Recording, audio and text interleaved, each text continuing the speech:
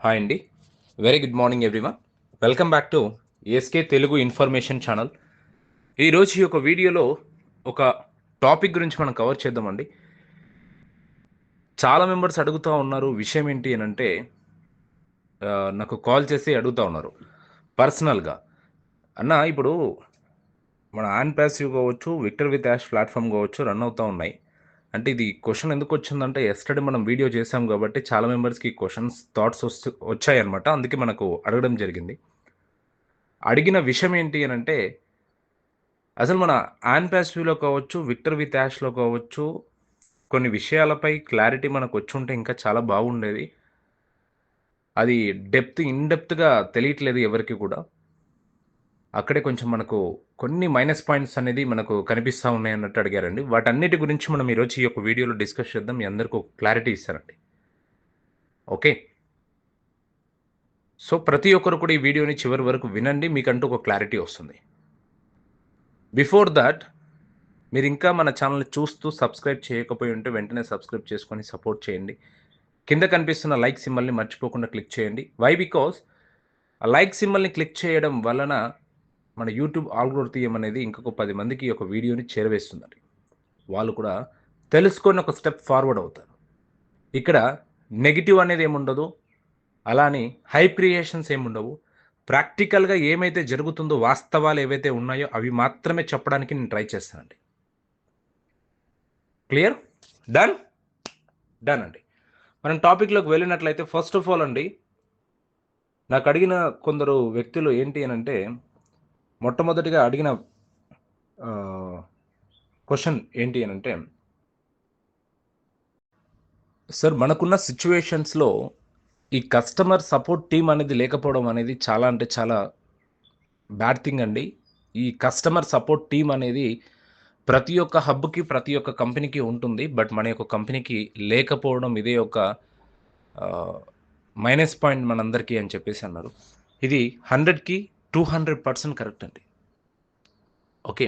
అంటే అండి ఇప్పుడు మనకు కస్టమర్ సపోర్ట్ టీమ్ ఉండడం వల్ల మన క్వైరీస్ ఏమున్నాయో, మన థింగ్స్ ఏదైతే ఉన్నాయో, ఇప్పుడు విక్టర్ విత్ యాష్‌లో కూడా రిజిస్ట్రేషన్ చేసే టైంలో చాలా మెంబర్స్ చాలా ప్రాబ్లమ్స్ ఫేస్ చేశారు. అంతెందుకండి స్టిల్ ఇప్పటికి కూడా కొందరివి ప్రాబ్లమ్స్ ఉన్నాయి. బట్ ఏం చేద్దాం? ఇంకా ఫైనల్‌గా ఆ విక్టర్ విత్ యాష్‌లో రిజిస్ట్రేషన్స్ గురించి అడగడం కూడా మానేశారు చాలా మెంబర్స్. ఇంకా ఇది అయినప్పుడు అవుతుందిలే అని చెప్పేసి లైట్‌గా తీసుకున్నారనమాట. జాయిన్ అయినప్పుడు మాత్రం స్టార్టింగ్‌లో చాలా మెంబర్సు ఫాస్ట్‌గా జాయిన్ అయ్యారు. కొందరు ప్రాబ్లమ్స్ ఫేస్ చేశాము. రిజిస్ట్రేషన్స్ కాలేదు, కేవైసీలు కాలేదు. చాలా జరిగాయి ఇలా. ఓకే. స్టిల్ ఇప్పటికి కూడా ప్రాబ్లమ్ ఉంది. కస్టమర్ సపోర్ట్ టీమ్ ఉండడం వల్ల చాలా వరకు మనకు ప్లస్ పాయింట్సే ఎక్కువుండేదనమాట. సో, ఇప్పుడు అసలు మన బిజినెస్‌లలో ఏమేమి ఉండాలి, ఏమేమి లేకూడదు, ఎంతవరకు కరెక్ట్ కాదనేది క్లియర్‌గా చెప్తాను. ఒకసారి క్లారిటీగా ఈ వీడియోని చివరి వరకు వినండి. మీకందరికి ఒక క్లారిటీ వస్తది. దానికంటే ముందు మీరు ఇంకా ఇంటర్‌లింక్ ప్రాజెక్ట్‌లో మీరు జాయిన్ అవ్వకపోతే, ఈ వీడియో చూస్తున్న మీకే చెప్తున్నానండి. ఇంటర్‌లింక్ సంస్థలో ప్రాజెక్ట్‌లో మీరు ఒకవేళ జాయిన్ అవ్వకపోతే వెంటనే జాయిన్ అవ్వండి. Why? Because that is a good project actually. దానికి సంబంధించిన చాలా అప్డేట్స్ ఉన్నాయి. వాటి గురించి కూడా సెపరేట్‌గా ఒక వీడియో అనేది నేను చేస్తాను. ఇంకా మీరు ఇంటర్‌లింక్‌కి సంబంధించిన వీడియోస్ ఎవరైతే చూడలేదో మన ఛానల్‌లో చాలా వీడియోస్ ఉన్నాయి. ఇంటర్‌లింక్‌కి సంబంధించినవి. చూడండి, తెలుసుకోండి, ముందుకెళ్ళండి. క్లియర్? ఫస్ట్ ఆఫ్ ఆల్ అండి, బిజినెస్‌లో చాలా సార్లు మనకు జరిగేదేంటి అనంటే, నిజం కన్నా ముందు మనకి కనిపించేది ఏంటి అనంటే, వాస్తవంగా మనం మాట్లాడుకున్నట్లయితే ఒక భావనండి. భావన మీన్స్ లైక్ అవగాహన. అంటే ఇమాజినేషన్. ఓకేనా? అంటే మనకు కనిపించేది. ముందుగానే మనం ఎక్స్‌పెక్ట్ చేస్తా ఉంటామనమాట. రియాలిటీ గాని పక్కన పెడితే ఎక్స్‌పెక్టేషన్స్ ఎక్కువుంటాయి. ఓకేనా? అంటే ఊహల్లో ఉంటాం. అవగాహన ఉంటుందనమాట. మనకంటూ ఒక అవగాహన ఓకే. ఇది ఇలా అన్నట్టు. సింపుల్‌గా చెప్పాలి అంటే ఒక కంపెనీ గురించి మన ఒపీనియన్ ఎలా ఫార్మ్ అవుతుందంటే చాలా వరకు మార్కెటింగ్, రెప్యుటేషన్, బ్రాండింగ్ వల్లనే అండి. సీ ఆన్ పాసివ్ కంపెనీ గురించి ఒక మంచిగా మనందరికీ ఫార్మ్ అవ్వడానికి రీజన్ ఏంటి? మంచి రిప్యుటేషన్ కంపెనీ అని చెప్పేసి. ఆ రిప్యుటేషన్ ఎక్కడి నుంచొస్తుంది? మంచిగా మార్కెటింగ్ చేయడం వలన కావచ్చు, 10 మంది గొప్పగా చెప్పుకోవడం వలన కావచ్చు, రిప్యుటేషన్ అనేది పెరుగుతుందండి. సో, మన కంపెనీ యాన్ పాసివ్ స్టార్టింగ్‌లో, పాస్ట్‌లో మన కంపెనీ రెప్యుటేషన్ కావచ్చు, మన కంపెనీ యొక్క బ్రాండింగ్ వాల్యూ కావచ్చు, మార్కెటింగ్ కావచ్చు, వేరే లెవెల్ అండి. యాక్చువల్గా వేరే లెవెల్ ఉండేది. నిజమే కదా? ఇది వాస్తవమే. ఎగ్జాంపుల్కి మనం ఆన్లైన్లో ఒక ప్రోడక్ట్ చూస్తామండి. ఫర్ ఎగ్జాంపుల్ ఫొటోస్ చూస్తాం, రివ్యూస్ చదువుతాం, యాక్చువల్గా డిస్క్రిప్షన్స్ కూడా చూస్తాం. అప్పుడు మనకి ఒక ఒక అవగాహన అనేది, ఒక భావన అనేది క్రియేట్ అవుతుందండి ఖచ్చితంగా. ఓకే. అంటే దాని మీద ఒక కొన్ని ఎక్స్‌పెక్టేషన్స్ అనేది మనం తీసుకోగలుగుతాం. ఎక్స్‌పెక్టేషన్స్‌ని మనము పెట్టుకోగలుగుతాం. మనం ఏది చూసినా గూడా అంతే అండి అది. ఓకే. తర్వాత ఆ ప్రొడక్ట్ మన దగ్గరికి వచ్చాక, అప్పుడు మనము చూస్తాం. అది మనం అనుకున్న విధంగా ఉందో, లేదో అనేది కూడా మనం అప్పుడు క్లారిటీకి వస్తామనమాట. అంటే దాన్నే రియాలిటీ అంటారండి. మన చేతిలోకి వచ్చిన తర్వాత అది మనకు అనుకూలంగా ఉందా, లేదా అనే దాని గురించి మనం గెస్ చేస్తాం. దాన్నే మనం ఎక్కువగా రియాలిటీ అంటాం. బిజినెస్‌లో సక్సెస్ చాలా ఇంపార్టెంట్. బిజినెస్‌లో సక్సెస్ అనేది కూడా చాలా ఇంపార్టెంట్. సో, చాలా సార్లు మన పబ్లిక్ గూడా ఏం చేస్తారనంటే, ఎక్స్‌పెక్టేషన్స్‌లో యాక్చువల్‌గా రియాలిటీ కన్నా ఎక్కువగా ఇన్‌ఫ్లూయెన్స్ చేస్తుందనమాట. ఏదైతే ఎక్స్‌పెక్టేషన్స్ ఉంటాయో, మనం ఏదైతే అనుకున్నామో, ఏదైతే మనము ఆహ్, అంటే అవగాహన విచ్ మీన్స్ లైక్ ఏదైతే మనము ఊహించుకుంటున్నామో, ఓకే. దాని గురించి ఇలా, అలా అని చెప్పేసి. కానీ రియాలిటీలో చూస్తే, రియాలిటీలో, రియాలిటీలో కన్నా ఎక్కువగా మనం ఇన్‌ఫ్లూయెన్స్ అవుతామనమాట. దిస్ ఈస్ ఫ్యాక్ట్ అండి. ఓకే. కానీ మన సిట్యుయేషన్స్‌లో చూసుకున్నట్లయితే, ఇది వాస్తవమే గదండీ! చాలా మెంబర్స్‌కి హైప్ అనేది క్రియేట్ జేస్తా ఉన్నారు. రియాలిటీలో పెట్టట్లేదు ఎవరు కూడా. ఎక్స్‌పెక్టేషన్స్ ఎక్కువ పెట్టుకోండి అని చెప్తా ఉన్నారు. ఎక్స్‌పెక్టేషన్స్‌ని క్రియేట్ చేస్తా ఉన్నారు ఇంకా. కొన్ని గ్రూప్స్‌లో కావచ్చు, కొన్ని వాయిస్ మెసేజెస్‌లో కావచ్చు, చాలా వరకండి. కానీ వాళ్ళందరిని నేను తప్పు అని నేను చెప్పట్లేదు. వై? బికాస్ వాళ్ళందరికీ ఒక గట్టి నమ్మకం ఉందన్నమాట ఇంకా. అంటే నాకు ఉంది. ఈ వీడియో చూస్తున్న మీ అందరికీ గూడా ఉంది. ఓకే. బట్ ఏంటి అనంటే ఎక్స్‌పెక్టేషన్స్ ఎక్కువ పెట్టుకోవడం వలన దానివల్ల జరిగే ప్రభావాలు ఏదైతే ఉంటాయో అవన్నీ కొన్ని మనకు మైనస్ పాయింట్‌లో ఉంటాయి గానీ ప్లస్ పాయింట్స్‌లో ఎక్కువ ఉండవండి. రియాలిటీలోకి వెళ్లి చూసినప్పుడు అప్పుడు ఈ ఎక్స్‌పెక్టేషన్స్ ఆ రియాలిటీకి మ్యాచ్ అవ్వకపోతే బాధపడాల్సింది మనమే. ఖచ్చితంగా. 100% బాధపడతాం. ఇది ఏ బిజినెస్‌లో జరిగేదైనా కూడా ఇదే అండి. ఓకే. బట్ మనం అనుకోవాలి. మనం ఇలా అవుతాం, అలా చేస్తాం, ఇది చేస్తాం, అది చేస్తామని. బట్ ఎంతవరకది? మన చేతిలో ఉన్న ఏదైతే ఉంటుందో అంతవరకు మనం అనుకుంటామండి. అది మనకు రియాలిటీకొచ్చినప్పుడు చాలా హ్యాపీ. ఓకే. సో, నా సజెషన్ నేను చెప్పేదేంటి ప్రతి ఒక్కరు కూడా నేను ప్రీవియస్ వీడియోస్‌లో కూడా అదే చెప్తాను.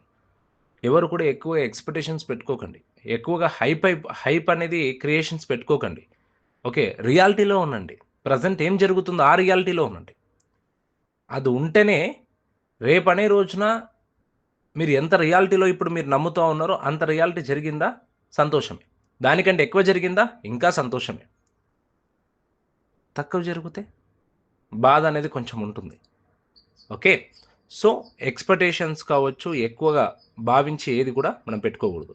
కానీ ఇక్కడ ఒక ఇంపార్టెంట్ లెసన్ ఏంటి అనంటే బిజినెస్‌లో చాలా ఫేమస్ లైన్ ఉంటుందండి. అంటే ఏంటి? ముందు ఎక్కువ హైప్ క్రియేషన్స్ చేయకుండా కస్టమర్‌కి వచ్చినప్పుడు ఎక్స్‌పెక్ట్ చేసేది కన్నా బెటర్ ఎక్స్‌పీరియన్స్ ఇవ్వాలి. అంటే ప్రతి ఒక్క కంపెనీ కూడా కస్టమర్స్‌కి ఇలానే ఇవ్వాలనుకుంటుందండి. అంతెందుకండి. ఫర్ ఎగ్జాంపుల్ ఇప్పుడు మా గోల్డెన్ ట్రీ హోమ్స్ ఫర్నిచర్ బిజినెస్‌లో కస్టమరు సార్ మాకు ఈ డిజైన్స్ కావాలి. ఈ లామినేషన్‌తో ఇది చేయండి సార్ అని చెప్తారనమాట. మొత్తం కబోర్డ్స్ కావచ్చు, ఫర్నిచర్స్ కావచ్చు ఎవ్రీథింగ్. మాకు ఈ లామినేషన్‌తో చేయండి. ఈ యొక్క డిటర్‌మెంట్ పెట్టండి. ఈ యొక్క మోడల్ ఉండాలి. ఈ న్యూ స్టైల్స్ ఉండాలి అంటే కస్టమర్ ఏదైతే అడుగుతున్నారో దానికంటే ఎక్స్‌పెక్ట్ చేసిన దానికంటే మేము రియాలిటీలో ఇంకా మంచిగా చూపిస్తేనే వాళ్ళు హ్యాపీగా ఫీల్ అవుతారండి. అది చూపించకపోతే 100% హ్యాపీగా ఫీల్ అవ్వరు. మాకు నెక్స్ట్ కస్టమర్ డీలింగ్ కూడా ఇవ్వరు వాళ్ళు. రిఫర్ గూడా చేయరు first of all. Okay. So, బిజినెస్‌లో ఇంతే అండి. చిన్న బిజినెస్‌లో కావచ్చు, పెద్ద బిజినెస్‌లో కావచ్చు, కస్టమర్ సాటిస్ఫాక్షన్ ఇంపార్టెంట్ ఇక్కడ. సో, మన దాంట్లో ఎంతవరకు అది ఉంది? మనమే ఆలోచించుకోవాలి. ఓకే.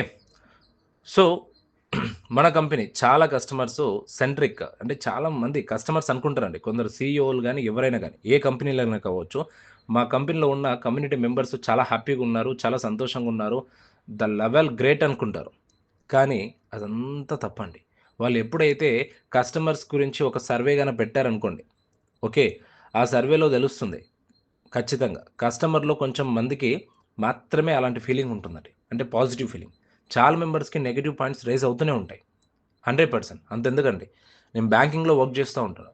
ప్రతి నెల కావచ్చు, ప్రతి 1 ½ మంత్‌కైనా కావచ్చు, మా టీమ్ మెంబర్స్‌కి కావచ్చు సర్వే పెడతా ఉంటాం. అసలు ఏం జరుగుతుంది? బిజినెస్‌లో ఎక్కడ మైనస్ పాయింట్స్ ఉన్నాయి? ఎక్కడెక్కడ బిజినెస్ జరగట్లేదు? ఆ థింగ్స్ ఏంటి? అసలు మీ క్వైరీస్ ఏమున్నాయి?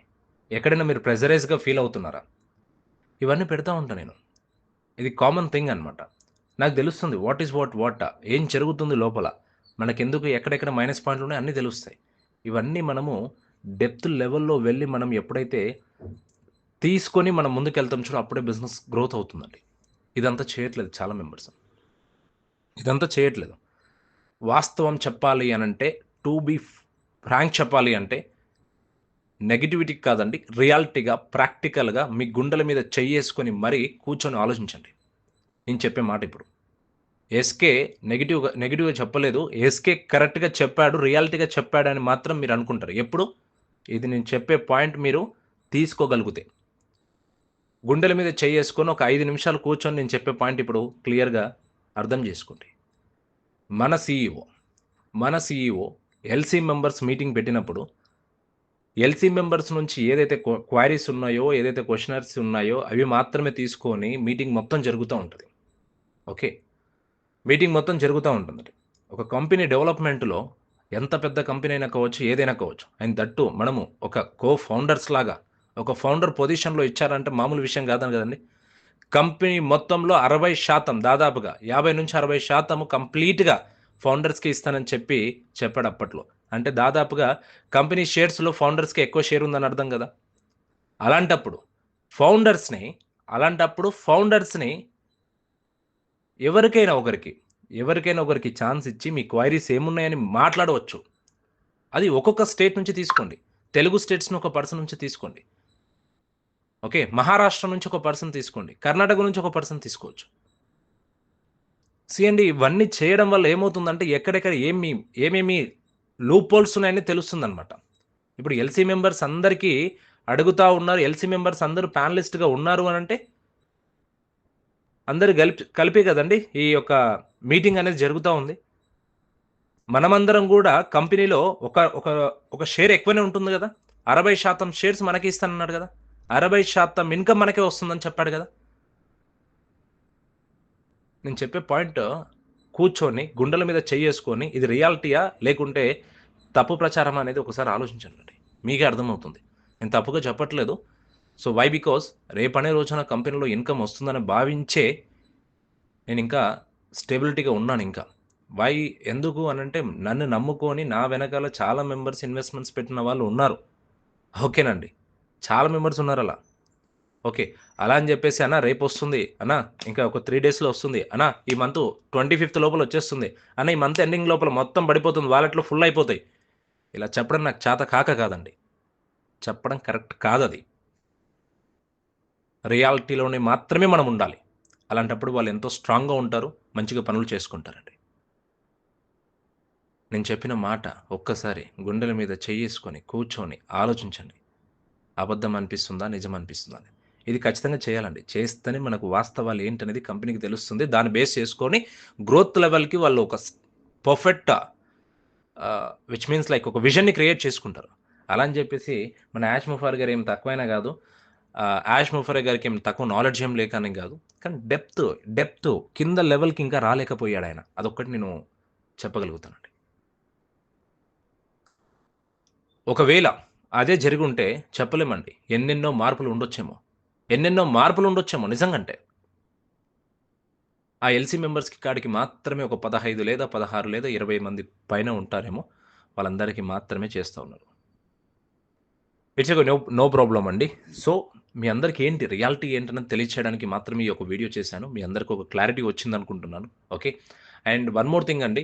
So, this is very important. చాలా మెంబర్స్ నాకు మెసేజెస్ చేస్తా ఉన్నారు. అన్న ఇన్సూరెన్స్‌లో కూడా లైక్ ఏజ్ ఉన్ అంటే వాళ్ళు జాబ్ చేయట్లేదు. కానీ వాళ్ళకి టర్మ్ ఇన్సూరెన్స్ ఇవ్వట్లేదు అని చెప్తా ఉన్నారు. అలాంటి వ్యక్తులకు ఐటీఆర్ ఫైల్ వాళ్ళు ఒకవేళ వ్యాపార వ్యక్తి అయితే సెల్ఫ్ ఎంప్లాయిడ్ అయితే ఐటీఆర్ ఒకవేళ వాళ్ళు ఫైల్ చేస్తా ఉన్నారంటే వాళ్ళందరికీ కూడా ఇన్సూరెన్స్ తీసుకోవచ్చండి. ఓకే. ఎయిదర్ వాళ్ళు జాబ్ చేస్తా ఉన్నారంటే 3 మంత్స్ 3 మంత్స్ పే స్లిప్స్ ఉన్నా కూడా వాళ్ళు టర్మ్ ఇన్సూరెన్స్ అనేది తీసుకోవచ్చు. సో, చాలా ఉంది. సో, ఎవరికైనా వీటి పరంగా ఇంకా క్వైరీస్ ఉన్నాయంటే నాకు డైరెక్ట్‌గా వాట్సాప్‌లో మెసేజ్ చేయండి. లేదా నాకు కాల్ చేయండి. నేను వాళ్ళకి సజెషన్స్ ఇస్తానండి. Okay. Thank you so much అండి. వీడియో లెంగ్తీగా ఉందని చెప్పేసి బాధపడకండి. ఒక మంచి ఇన్ఫర్మేషన్ ప్రతి ఒక్కరికి చేరవేరాలి అనే ఉద్దేశ్యంతో ఈ వీడియో చేశానండి. థాంక్ యూ సో మచ్ అండి. Have a great day. జై హింద్.